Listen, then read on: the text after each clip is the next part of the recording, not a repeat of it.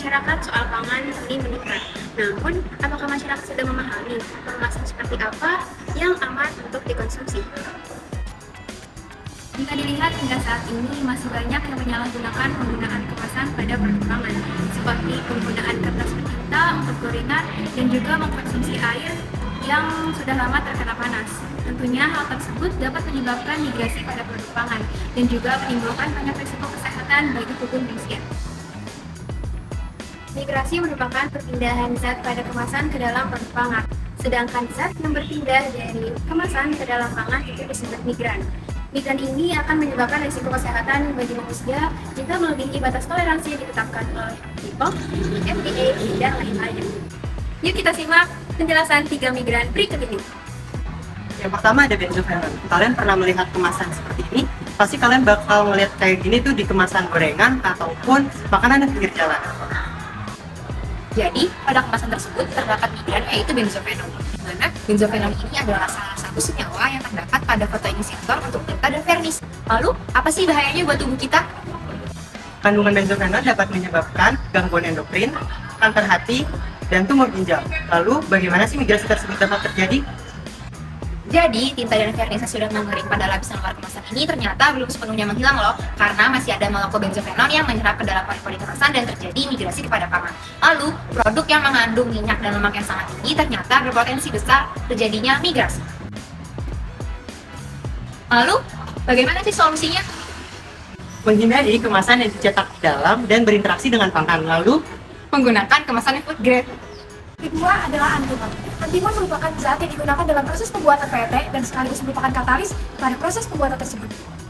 Tahukah kamu, migran antimon ini ditemukan pada kemasan air mineral dan kemasan jus buah maupun kemasan minuman beras lainnya yang berbahan PET.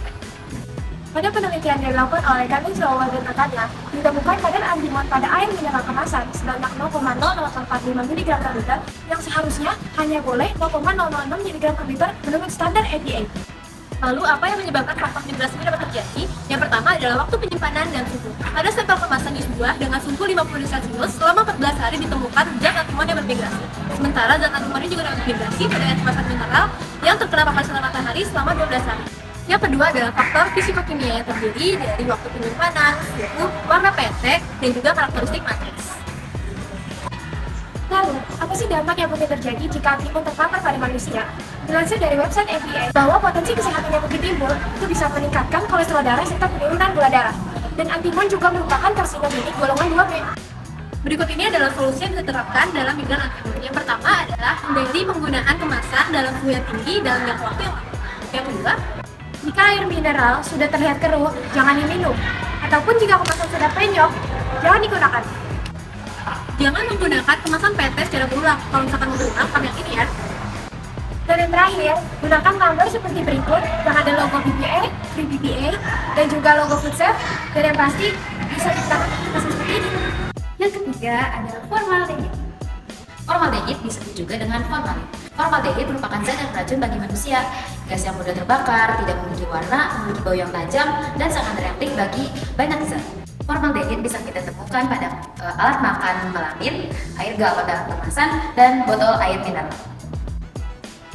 Lalu, apa saja yang menjadi faktor yang bisa menyebabkan melamin mengalami migrasi? Yaitu ketika melamin terkena dengan air yang panas dan juga terkena dengan sinar ultraviolet. Selanjutnya, yaitu ketika melamin bergesekan dengan benda yang tajam sehingga lapisan melamin bisa terkikis. Dan juga durasi kontak antara senyawa dengan produk pangan.